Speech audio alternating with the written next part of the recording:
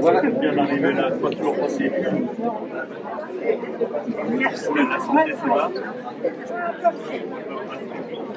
Voilà, c'est bon, donc un petit bouquet de fleurs.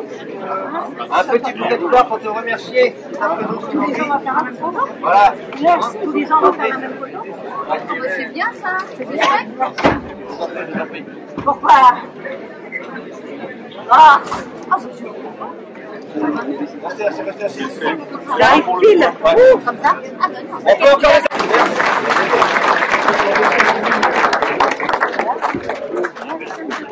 Cher Paul, Madame la conseillère départementale de Charrozen, Mesdames, Messieurs, Monsieur le maire honoraire Alain, qui est à ma droite.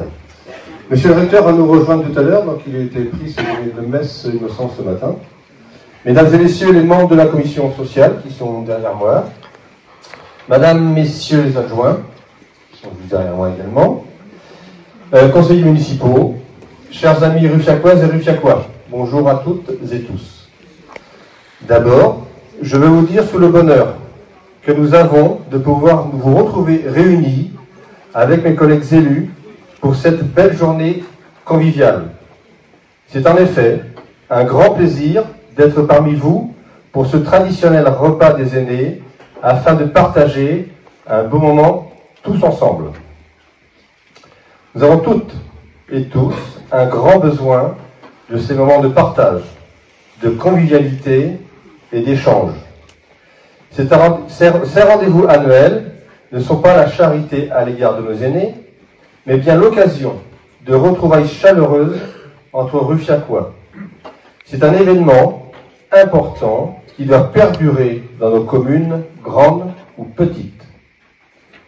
Cette année, comme l'an dernier, nous sommes accompagnés d'un chanteur et d'un accordéoniste. Ils se présenteront à vous tout à l'heure. Nous sommes 178 convives réunis aujourd'hui dans notre salle polyvalente pour ce déjeuner festif et convivial, dont 5 qui viennent d'avoir ou qui auront 70 ans dans l'année. J'en profite également pour leur souhaiter la bienvenue. Je tiens à vous transmettre les pensées amicales de Marie-Thérèse Tanguy, Odile Laura, maire honoraire, de Sylvie Châtel, Christelle Morin, Dominique Dany, ainsi que Joël Guéneuc, conseillers municipaux, qui ne peuvent être parmi nous ce jour. J'ai aussi évidemment une pensée pour celles et ceux qui sont souffrants ou dont l'approche l'est, et qui ne sont pas présents à nos côtés aujourd'hui. Souhaitons-leur un bon et prompt rétablissement. Nous leur adressons nos affectueuses pensées. Nous leur rendrons visite, comme de coutume, au moment de Noël, afin de leur offrir le traditionnel colis de Noël. Ayons également une pensée pour tous ceux qui nous ont quittés depuis notre dernière rencontre. Perdre un être cher est toujours une épreuve tragique et éprouvante. Je ne compte pas faire un long discours, mais j'aimerais toutefois profiter de ce moment pour vous mettre à l'honneur. Ce repas est l'occasion de nous retrouver afin de vous faire preuve de notre respect et de notre amitié. Vous êtes l'histoire et la mémoire de notre commune. Vous êtes la sagesse. Vous connaissez les difficultés de la vie et nous avons tous, collectivement, à apprendre de vous. Je salue aussi le doyen de la commune, malheureusement absent aujourd'hui. Il s'agit de M. Antoine Rubaud, qui vient de fêter ses 96 ans le 13 février. Qu'il me soit également permis de saluer la doyenne de la commune et de l'Assemblée, Madame Simone Pandard, qui vient de souffler ses 98 bougies.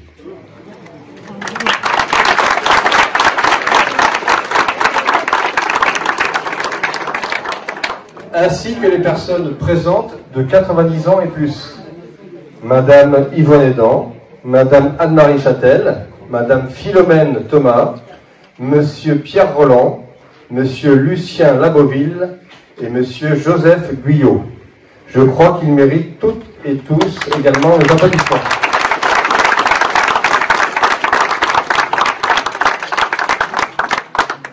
Bonjour Pierre Augustin. Donc j'appelle donc à nous rejoindre donc Simone Pandard, doyenne donc de l'Assemblée, et Monsieur Pierre Roland, doyen de l'Assemblée. Nous allons leur remettre un petit présent tout à l'heure.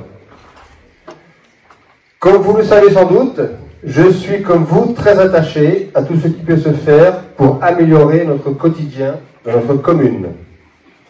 Malgré le contexte financier difficile, entre les désengagements de l'État, les restrictions régionales, départementales, et l'inflation que nous prenons de plein fouet, comme beaucoup d'entre vous, nous serons tenus de hiérarchiser nos projets, mais malgré tout, continuons d'avancer et restons optimistes pour l'avenir.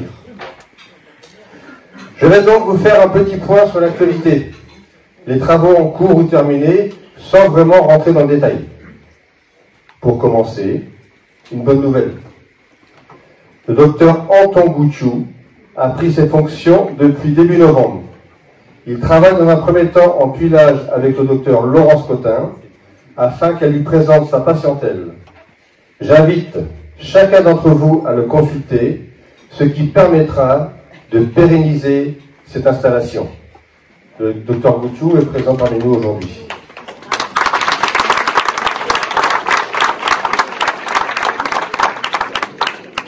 Autre bonne nouvelle, nous avons le plaisir de vous annoncer, à compter du 1er mars, l'installation d'une dentiste.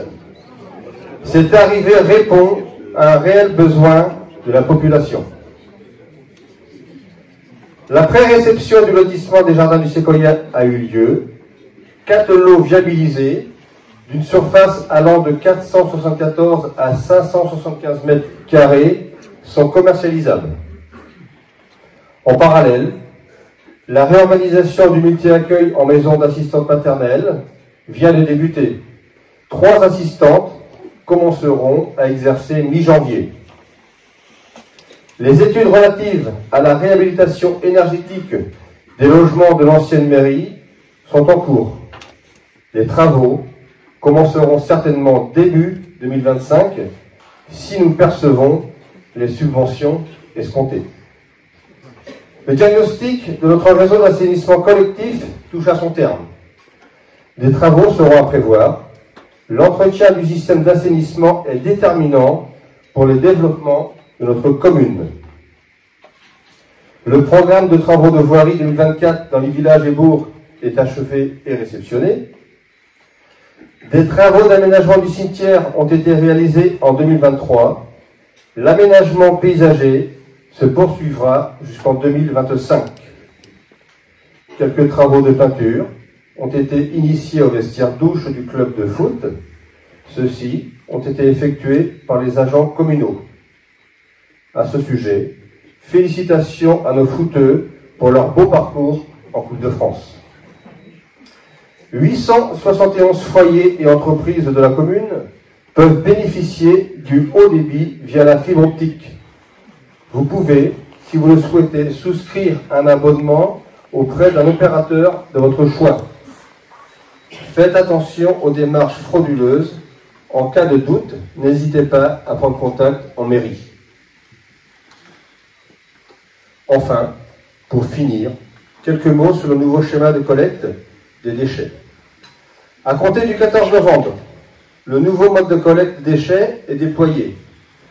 13 colonnes d'apport volontaires sont déjà implantées sur l'ensemble du territoire de la commune et sont déjà utilisables. Celles-ci sont destinées à recevoir les ordures ménagères résiduelles, donc la poubelle grise. En outre, chaque foyer a été doté d'un bac à couvercle jaune, destiné à recevoir les emballages et papiers, revues et magazines. La collecte de ces bacs aura lieu chaque jeudi pair. Un calendrier établi par les services de la communauté de communes est disponible en mairie. Il me reste, pour conclure, à remercier sincèrement toutes celles et ceux qui interviennent pour l'organisation de cet après-midi de fête et de convivialité. Le cuisinier, Corentin Dubois, qui a récemment repris la boucherie-charcuterie, traiteur de Ruffiac, l'ensemble des services communaux, les membres de la commission sociale, les personnes qui ont fleuri nos tables aux couleurs de l'automne, et toutes celles et ceux qui ont participé à la mise en place et la réussite de ce repas. Merci à vous. Merci également à nos animateurs du jour. Je vous souhaite un agréable moment d'amitié partagé avec musique, danse et discussion. Je vous remercie de votre attention et de votre patience et vous souhaite un bon appétit.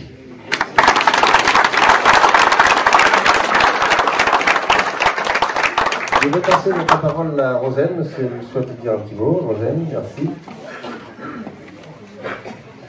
Merci Thierry, monsieur le maire, monsieur le député, mesdames et messieurs les élus et membres du CCS, mesdames et messieurs. Je remercie l'équipe municipale de m'avoir convié au repas du CCS. C'est toujours un plaisir justement ces repas, ça permet d'avoir un véritable moment de convivialité. C'est un vrai temps d'échange, de rire, de joie. Et puis, ça permet de parler de Ruffiac il y a 10 ans, comment c'était, mais peut-être 20, 30, 40 ans avant. Et c'est toujours un vrai bonheur de pouvoir échanger sur votre commune. Et comme le disait monsieur le maire, effectivement, c'est un moment de convivialité qui est incontestablement nécessaire pour toute la population. Moi, j'interviens juste un petit peu au niveau du conseil départemental. Alors, le monsieur le maire a fait un petit peu référence qu'effectivement, les aides du département allaient peut-être être réduites. C'est un fait, on est comme l'État confronté à l'État nous confronte aussi peut-être à une restriction budgétaire. On est pourtant un département bien géré depuis de nombreuses années. Donc, on va continuer à essayer de soutenir et de venir en accompagnement des territoires le plus possible, mais il va falloir qu'on s'adapte à des finances contraintes et restreintes à compter de 2025. Au niveau des aînés, le département du Morbihan intervient, mais il intervient d'ailleurs au niveau des Morbihanaises et des Morbihanais dès le premier souffle à travers la PMI, l'aide sociale à l'enfance par exemple, mais il intervient dans la vie des Morbihanais jusqu'au crépuscule de la vie. Et notamment pour les aînés, on intervient au niveau des aides sociales, par exemple, avec tout ce qui est APA. On intervient sur le soutien à l'hébergement, au logement, sur le soutien à l'aide au maintien à domicile. Et puis, on soutient également les clubs des retraités ou également les universités du temps libre. Enfin, il y a de multitudes d'aides pour vous accompagner. Et puis, si vous avez plus de 60 ans et que vous avez des questionnements sur cet accompagnement, justement, et que vous ne savez pas vers qui vous tournez, eh bien, il ne faut pas hésiter à se retourner vers les espaces autonomie santé, notamment le DAC de Est-Morbihan, qui sera en mesure de vous répondre sur les aides qui sont possibles pour vous, ou les solutions d'hébergement ou d'accompagnement. On soutient également donc, le DAC qui est un satellite du département du Morbihan. Je ne vais pas être plus longue puisqu'on pourrait parler très longtemps et puis on n'est pas là pour écouter des discours, vous êtes là pour partager un beau moment de convivialité.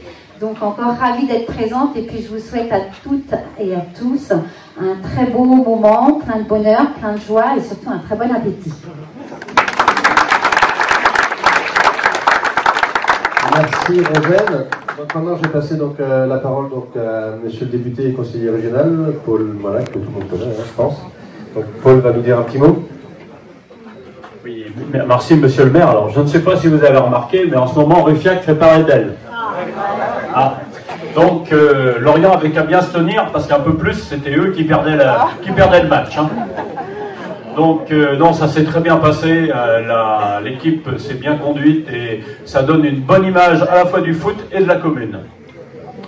Alors ensuite, monsieur le maire, effectivement, il fut un temps où les maires ne s'occupaient pas de logement, ne s'occupaient pas de médecins, ne s'occupaient pas non plus d'accueil de petite enfance, etc. Et puis, comme ce sont des besoins essentiels et qu'on en a vraiment besoin, on peut pas, si jamais on n'aura pas d'assistante maternelle, on n'aura pas de gens non plus qui viendront construire et faire des enfants dans la commune. Donc c'est important. Donc bravo pour votre réactivité. Je sais que sur les médecins, tu as aussi beaucoup travaillé. Et puis de faire du logement, parce qu'on a besoin de logement en ce moment, c'est un des problèmes que nous avons. C'est difficile de trouver des logements, c'est cher, et plus il y aura de logements, eh bien, plus les prix aussi seront plus bas. et plus on arrivera à loger des gens aussi dans nos communes rurales, parce que ça, c'est particulièrement important. C'est important. Alors, on a vu un petit jeune qui a repris la boucherie traiteur et qui va nous faire à manger. Donc, c'est important derrière, parce que c'est l'école, c'est les services, et évidemment, c'est aussi les commerces. Donc, c'est très important. Bravo.